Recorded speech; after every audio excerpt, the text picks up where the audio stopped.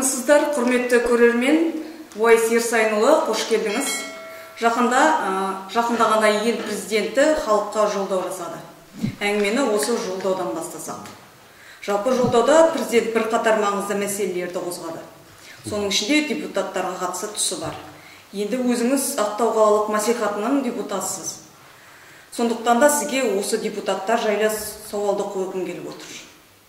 Мемлекет басшысы жолдауда депутаттарды сайлау жүйесіне өзгерістер енгізілгенін айтып, сауалдарды науқанда халыққа уәде беріп, сөзінде тұрмайтын депутаттарды сынаған болатын. Тіпті олардың санын қысқартуды да ұсынды.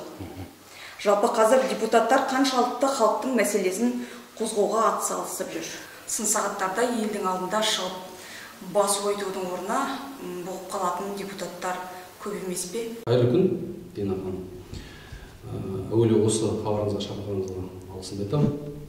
Қазір қоғам біз егер шын жаңа Қазақстан құрамыз десек, еститін үкімет құрамыз десек, әуелі өзіміз диалогқа дайын болуымыз керек. Халықпен ашық түсінікті тілде. Сол себепті осы хабарға келіп, емен жарқын еркін сөйлесуге бел буып отырмын. 2020 жылы Нұр Отан партиясының мүше болып, праймериз арқылы қалалық мәслихатқа депутат болдым. Мақсатым нақты бір қолмен, аузымен ұра құрмай, қолмен іс жасап, сәл де болса еліміздің дамуына пайда тигізгім келді. Мәселен, кеше мониторинг топтар арқылы жаңағы пандемияның кезінде ауруханаларға кіріп, ауруларға тікелей кіріп шыққан санаулы азаматтар. Бұл мақтаныш емес, бұл азаматтар білу керек. Жұмыс жасаған жұмысты халық білу керек. Себебі халықтың бәрі білу, мен эфирімді қарап отырмай, мен осы сәтті пайдаланып айтқым келеді. Бүкіл Қазақстанда санаулы азаматтар осылай жаңағы стационар, модульный стационарға кірген азаматтар санаулы болды. Себебі біз басымызды бәйгеге, жанымызды шүберекке түйдік. Дәрігерлерден басқа әрине. Ондағы мақсатымыз сол жерде жатқан азаматтар шын мәнінде көмек алды ма, медициналық.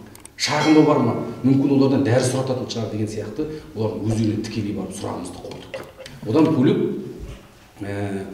кешегі жаңағы мына ұлттық кеңестегі жұмыстары. Яғни осы ұлттық кеңес президенттің өзінің идеясы болды. Қоғамдағы белсенді азаматтарды жинап, диалог алаңына біріктіріп, олардың ұсыныстарын тыңдау. Сол арқылы қоғамның үнін есту.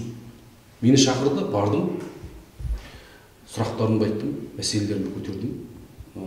Ұлттық кеңес бүкіл Қазақстан тарихында, тәуелсіз Қазақстан тарихында құрылған қаншама кеңестер болды, қаншама комиссиялар болды. Солардың ішінде ең өнімді, ең ұзақ жасаған кеңес екен. Консультативті кеңесші орган. Бұл енді өзінің кеше жолдауда айтты, өзі жаңағы аясын кеңейтіп, ұлттық құрылтай құрылады. Енді мана сіздің сұрағыңызға осылай айналып оралайық, яғни мен әуелі біреудің жұмысына баға берместен өзінің жұмысын айтып пайдалану керек. Енді осы сияқты депутат деген кім? Бұл біздің ескі түсінікте қарны қабақтай, беті табақтай ұйықтап отыратын, биліктің айтқаны ләббай тақсыр деп жүрген адамдар деп есептелінеді. Солай халықтың көзінде көзқарасы қалыптасып қалған. Шындықты айта алмайды. Қалтадағы парламентте. Енді осы қоғамның осы сұранысына біздің депутаттарымыз сәйкес болу. Яғни бұрындай отырып алып, өзінің бизнесін, не болмаса бір көкелерінің, не болмаса белгілі бір топтардың, қалталы топтардың, кландардың адам болуды тоқтату керек. Ондай адамдарды жолатпау керек. Билік, міне, егер біздің халқымыздың жайын ойлайтын, шындықты ойлайтын, және бұқараны ойлайтын азаматтарды шынымен әкелеміз десе, осындай азаматтарды жолатпау керек деген сөзді біз қашаннан бері айтып келеміз. Осы жылдары біздер олигополияға жол бергенімізді, осы жылдары біздерді Қазақстанның байлығы 162 адамның қолына шоғырланған, белгілі бір әулетке тиесілі байлықтың белгілі бір әулеттің қолында шоғырланғанын ашық айтыла бастады. Және бұл қарапайым азаматтардың аузымен емес, не болмаса депутаттардың аузымен емес, бұл ең жоғарғы біздің Қазақстанда билік иесі президенттің аузымен айтылып жатыр. Бұл мен ойлаймын, осы үлкен саяси етістік деп ойлаймын. Себебі біз жылдар бойы президент неге оны айтпайды? Президент неге былай деп айтпайды? Президент неге осы олигополияның бар екенін мойындамайды? Президент неге шындықты айтпайды деп келдік. Міне президент айтты шындықты. Қоғам енді президент шындықты айтты, қоғам шындығын айтып жатыр әлеуметтік желіде. Енді депутаттар осы қоғамның сұранысына президенттің қойып отырған трендіне сәйкес болу керек. Біз қоғамнан екі бас алға озып жүрміз керек. Сүйреуші қоғамның локомотив күші болуымыз керек. Мен қазір осы мына сіздің сұрағыңызға осы не үшін кірістіріп отырмын, себебі әр адам, біз халық деген сөз көп айтамыз ғой, осы жерде реті келіп тұр. Біз халық деген сөз ол кеңес өкіметінің кезінде қолданылған, мойындалынған сүйікті терминологиялық тіркес болды, сөз болды. Халық деді, халық кеңестер деді, халық шығармашылығы, халық партиясы, халық қайраткері, халық жазушысы деген аттықтар болды. Бұл кеңес өкіметі өздерін халықшыл етіп көрсетті. Ал біздің қазіргі 21-ші ғасыр азаматтардың дәуірі. Енді біз халық дегеннен гөрі азаматтар деп айтқанымыз орындырақ болады. Ал халық ол белгілі бір мақсаттары айқындала қоймаған адамдардың бірлестігі болса, азаматтар сана сезімі жоғары, заман талабын түсінетін азаматтардың тобы. Біз әрбір Қазақстан азаматы, мейлі ол депутат болсын, мейлі ол қарапайым еңбекші болсын, етікші болсын, тігінші болсын, ол азамат өзін лидер санайды. Мен қоғамым үшін, жаңа Қазақстан үшін жұмыс жасаймын. Әрбір шегесін қағып, депутаттар әрбір сөзін айтатын кезде біз ұрлықсыз Қазақстан, жемқорлықсыз Қазақстанға жұмыс жасаймыз деп, сол жауапкершілікпен жұмыс жасаса, менің ойымша қоғам бірталай алға жылжу керек, бірталай даму болу керек. Соны біз әр адам осы сөзді естіген адам бар, естіген адам естімеген адамға таратып, біз санамызда сілкініс жасауымыз керек. Егер бір халық, яғни біздің қазіргі контекстте алса азаматтар тобы, азаматтар өзгерісті өзінен бастамаса, біреуден күтетін болса, оларға өзгеріс ешқашан да келмейді.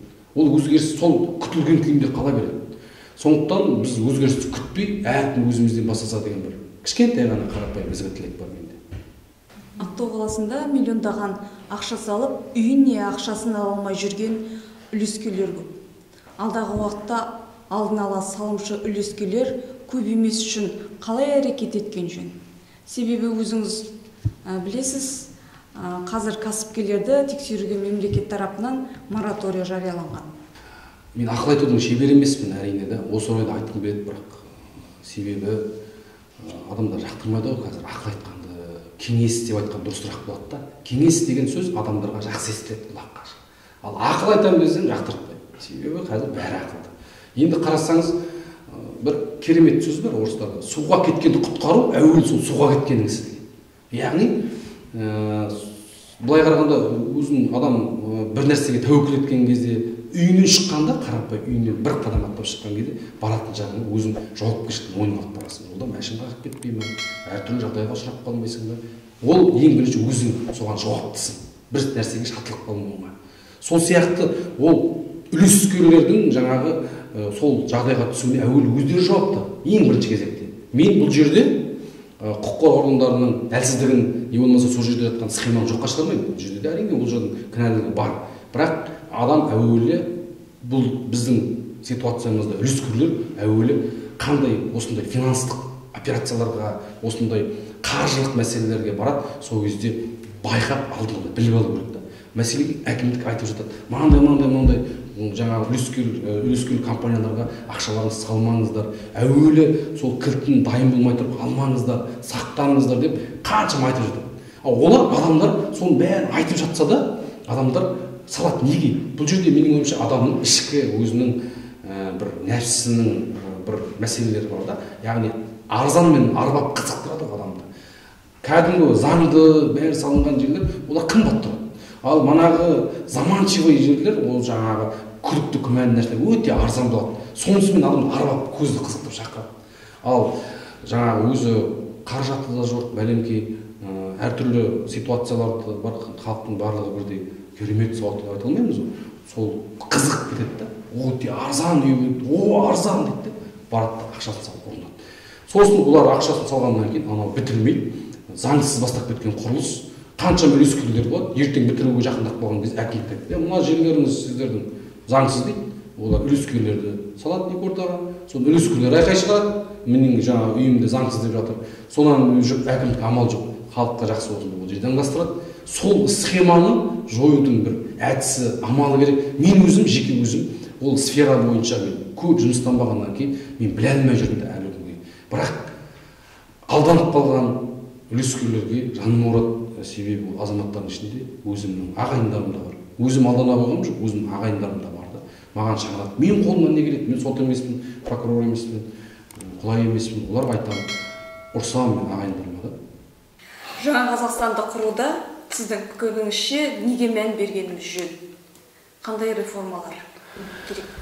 Президент кеше 16 наурыз күні жаңа Қазақстан туралы жолдауын жариялады. Ол кезде көп азаматтар енді қоғам әртекті ғой, енді әртекті. Бір тобы ой бұған қанағаттанбаймыз.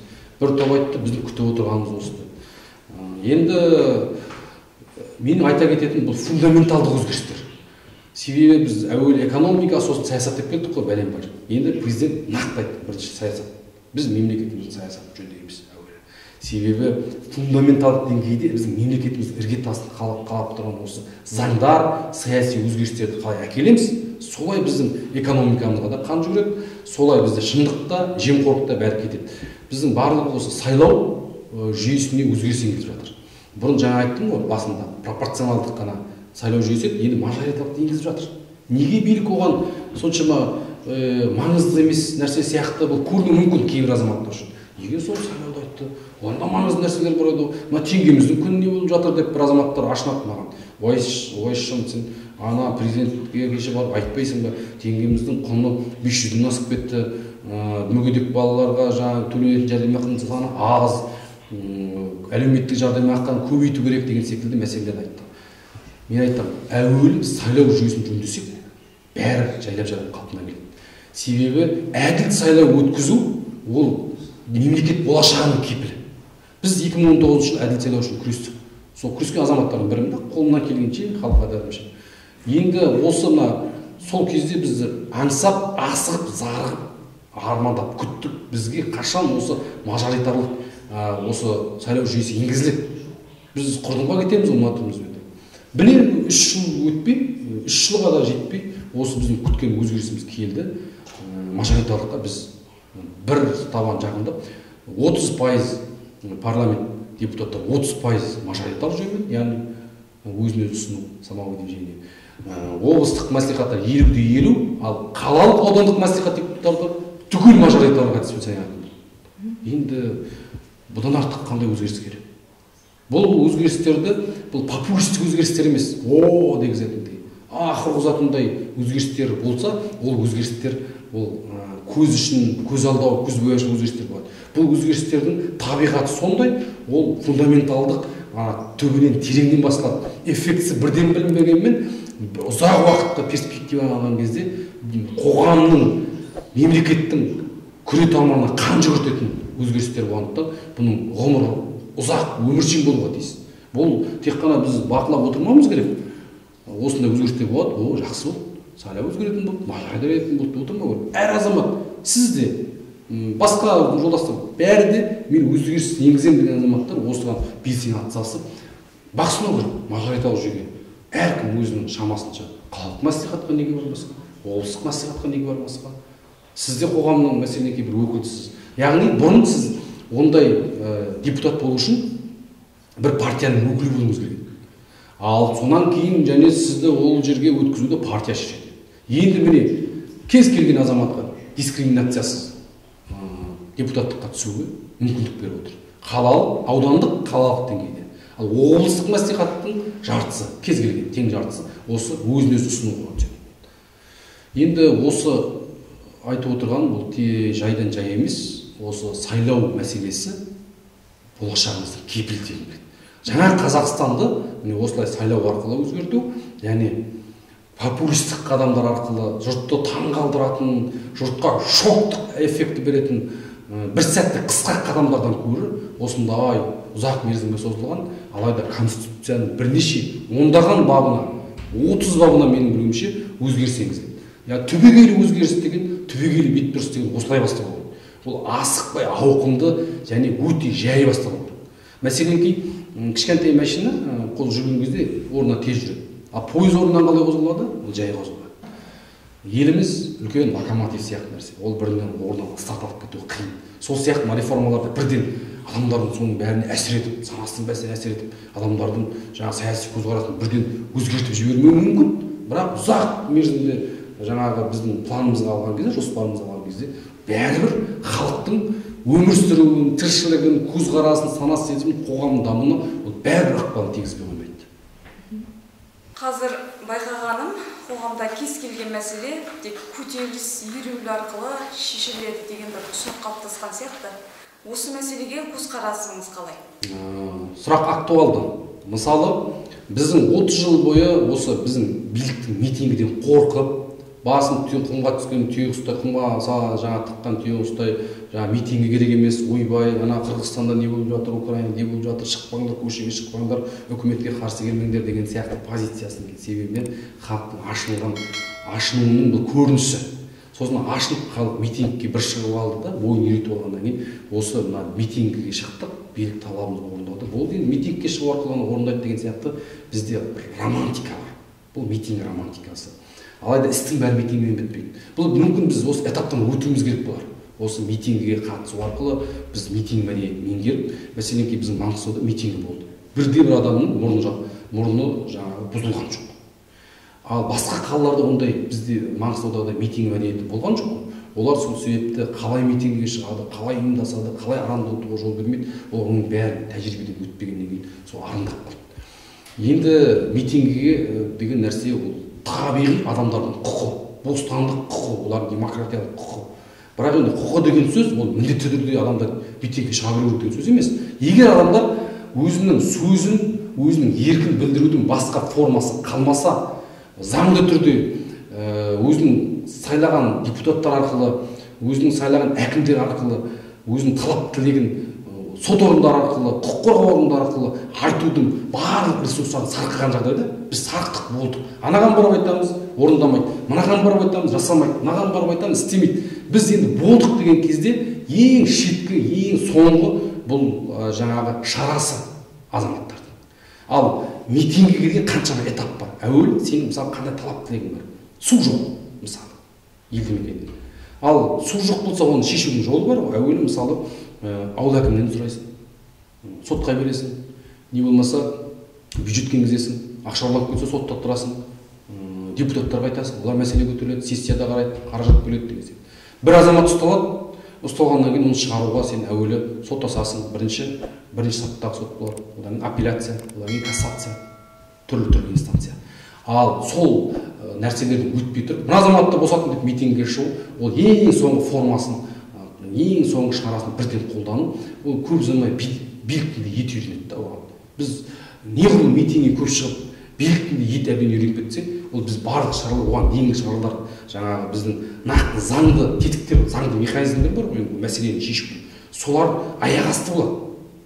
Ол аяқ асты болған жағдайда бұл бір сөзбен айтқанда анархияның бастауы.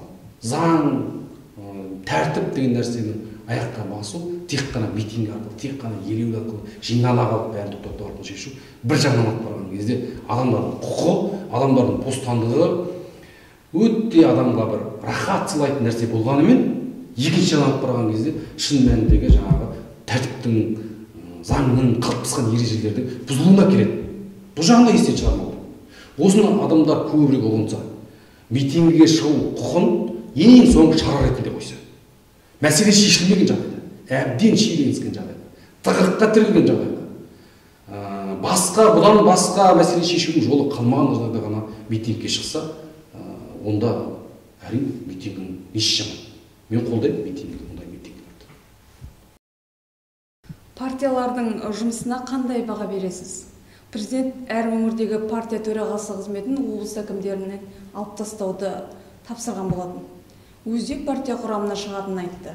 Бұл қандай өзгеріс әкелуі мүмкін? Партия жұмысы халықтың қатты сынына қалды. Кешегі бұрынғы Нұр Отан партиясының не себепті ребрендинг жасаған мен ойымша, не себептен Нұр Отан партиясы аманат деп ребрендинг жасаған. Себебі Нұр Отан партиясы сол кезде өзінің жүктелген міндетті атқарылмады. Қаңтар оқиғасының кезінде өте қиын жағдайда болды. Нұр Отан партиясының мүшелері бірде-бір сол филиалының басшысы халықтан шығармайды. Ол ашшылық. Оны айтудан біз қашпауымыз керек. Көп жаңағы өзінің бірінші басшысынан бастап көптеген қатардағы қызметкерлері шын мәнінде халықпен диалогқа дайын болмады. Ал осыны көргеннен кейін ол партияны реформалауға, оның партияны ребрендинг жасауға қажеттілік болды.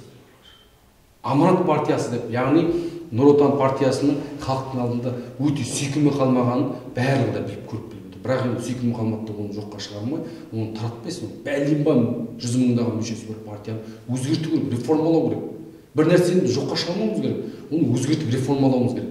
Менің ойымша, ол мен жеке пікірім әрине, осы партияны өзгертуге, оны жаңартуға деген, іштен жаңартуға, өзінің жаңа мақсат міндеттерін айқындап, қайтадан әлеуетті партия етуге қазір қадамдар жасалып отыр. Мен өзім бұл қадамды құптаймын. Осы партияның мүшесі ретінде. Сын деген нәрсе бар, өзара сын. Бұрын кеңес кезінде болды, өзара сын. Осы партияның жаңағы өзінің дәрежесінде үрлет қырмаған, мен мысалы партия мүшесі бола тұрсам да ашық айтып отырмын. Біздің партияда қазір Нұр Отан партиясының мүшелері, яғни Аманат партиясының мүшелері өзінің партиясына қарап әңгіме айта алмайды, өзінің партиясына қарап сын айта алмайды. Барлығы бір құлдар деген сияқты стереотип, шаблонды пікір қалыптасқан. Мен міне сын айтып отырмын, сіз өзіңіз куә болып тұрсыз. Және мен бұл сынды ас үйде емес, көшеде емес, екеуміз кездесіп жеке отырғанда емес, мен жария түрде айтып отырмын. Біз осындай өзара сын болмағаннан осындай күйге жеттік. Ашықтыққа әуелі партия мүдделі болу керек. Осы партияның қызметіне сынды ең әуелі осы партияның мүшесі айту керек. Сонда өз партияның мүшесі айтып жатқаннан кейін партия мүшелеріне әсер етеді ғой. Өзгеріс біз өзімізден бастауымыз керек. Осы партияның осы дайын болмаған, міне осы ашық бастады ма, мемлекет басшысының өзі көрсетіп берді ғой. Өзі осы партияның қатарында болу, бұл жеке басқа табуды тудыратынын білдіріп, партия мүшелігінен шықты. Бүкіл облыс әкімдерін оның төрағалығына кетуді шақырды, және кетіп бастап жатыр. Бұл не үшін керек? Бұл сын деген нәрсе болу үшін керек. Мен мәселеге гипотезалық тұрғыдан алған кезде әкімдер болып отырса, мен үндей алмауым мүмкін. Мен жеке өзім әрине ондай адам емеспін. Мейлі әкім болса да ол партияның қызметіне сын айтамын. Бірақ қатардағы мүшелер көп қой. Қатардағы депутаттар көп. Олардың барлығы әкім төраға болып отырғанда ол партияның қызметіне сын айта алмауы мүмкін. Соны одан бөлек сайлау процестеріне, әртүрлі депутаттық қызметіне байланысты әкім өзінің әкімшілік ресурстарын пайдалану мүмкін. Сондай болмас үшін бұл алғашқы қадам жасалды. Енді осы партияның мүшелері біз мына Аманат партиясы қай жерде қателік жіберіп жатыр, осыны ашық айтуымыз керек. Сын түзелмей, мін түзелмейді. Бұл тек қана бір партияға қатысты. Ал қалған партияларға қатысты осы әңгіме. Себебі қай партияның өкілі сол кезде мен мынандай партияның өкілімін ағайындар деп шыққан сіз білесіз, мен білмеймін. Яғни менің ойымша Қазақстанда барлық партия белгілі бір дәрежеде қаңтар оқиғасының кезінде өздерін-өздері дискредитация жасады. Біз осындай шындықты қашан мойындаймыз, қашан айтамыз, барлығымыз сол кезде бар. Бәсеке, партияшылық даму, партияның даму, жоғарылау, саяси бәсеке, күшейіп, лидерлер, нағыз мықты лидерлер, ойын тайсалмай айтатын, қоғамға еркін жеткізетін лидерлер көптеп шығу керек осы партиялардан. Себебі партия деген не? Белгілі мақсатқа жұмылған адамдардың ұйымы ғой. Белгілі мақсатты көздейтін, саяси билікті көздейтін адамдардың ұйымы. Ал саяси билікті көздеу, біз жаңа Қазақстанды құрып жатқаннан кейін біз ескі тәсілмен көздемеуіміз керек. Билікті біз жаңа тәсілдермен көздеуіміз керек. Бұл соның бастамасы. Жақсы, Уайс Ерсайынұлы, уақытыңызды бөліп келгеніңіз үшін рахмет. Рахмет, осындай әуелі шындықты ашық айтуға мүмкіндік беретін. Шындық деген нәрсені салыстырмалы. Ақиқат жалқы, шындық көп дейді. Әркімнің өз шындығы бар. Шындықтың өзі салыстырмалы, тым салыстырмалы ұғым. Біреу айтады, қазір шындықты айту мода болды, бізде сәнге айналды. Бір нәрсені айтып жатса шындық дейді. Менің ойымша, ол шындықтың да айтылатыны бар, айтылмайтыны бар. Шәкәрім Құдайбердіұлы деген ғаламат философ ақын болған, сол кісі айтады, шын бар, жалған шын бар, ұлы шын бар, әлгі айтқан өтірікте қандай мән бар дейді. Шынның да жалған шын болатын, ұлы шын болатын, шындық болатын, сол кісіден артық ешкім айтып кете алған жоқ. Сондықтан белгілі бір дәрежеде абсолютті шындық болмағанмен қоғамға қажетті, қоғам ой түйе алатын адамдар ойланып өзіне бір қажетті жаратылатын бір шын әңгімеге мені шақырып, азамат ретінде өзімнің жеке пікірімді айтуға мүмкіндік берген үшін сізге рахмет. Құрметті көрермендер, осымен біздің бағдарламамыз аяқталды. Сау болыңыздар.